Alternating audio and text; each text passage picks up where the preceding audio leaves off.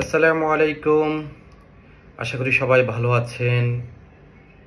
যে যেখান থেকে দেখছেন সবাইকে শুভেচ্ছা। আজকে নতুন একটা টপিক নিয়ে হাজির হয়েছি, খুব গুরুত্বপূর্ণ একটা টপিক। আপনারা জানেন আমার ইউটিউব চ্যানেলে সৌদি এমবেসির বিভিন্ন ডকুমেন্টস অ্যাটেস্টেশন নিয়ে আমি বিভিন্ন সময় আপনাদেরকে ইনফরমেশন দিয়ে থাকি। আজকে একটা নতুন ইনফরমেশন, সেটা হলো সৌদি এমবেসি আর কোনো অ্যাটেস্টেশন করবেন না আগামী 1 সেপ্টেম্বর 2025 থেকে। হ্যাঁ, একেবারে করবেন না তা না। যাদের ইউনিভার্সিটির সার্টিফিকেট আছে ওনাদেরগুলা অ্যাপোস্টাল প্লাস ম্যানুয়াল স্টিকার যদি থাকেন সার্টিফিকেটগুলো অ্যাটেস্টেশন করবেন।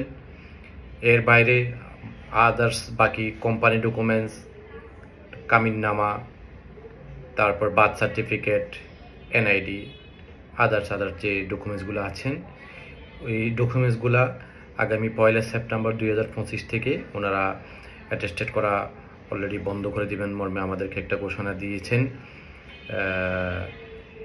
এর তাহলে অন্য উপায় কি? সেই উপায়টা হলো আপনাদের এই ধরনের ডকুমেন্টসগুলা ফরেন মিনিস্ট্রি থেকে যে অ্যাপোস্টল সিস্টেম আছে ওই সিস্টেমটা করলেই আপনাদের যেখানে যে কাজের জন্য ব্যবহার করবেন তাহলে সেখানে সেটা অ্যাকসেপ্ট করবে।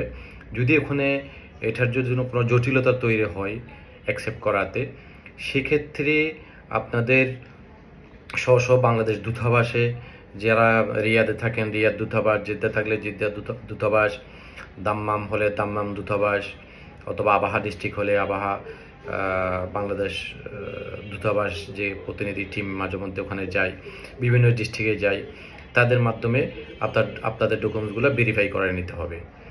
আর যদি বিশেষ করে জেদ্দা এবং রিয়াদের দূতাবাসে আপনাদের এটার ব্যাপারে অ্যাপোস্টাল যে সিস্টেম আছে সিস্টেমের ব্যাপারে আপনাদেরকে ওনারা হেল্প করবেন ইনশাআল্লাহ, সেই আশা রাখি।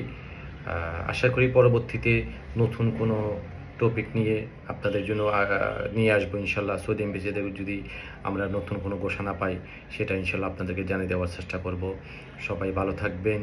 আল্লাহ হাফেজ। আসসালামু আলাইকুম।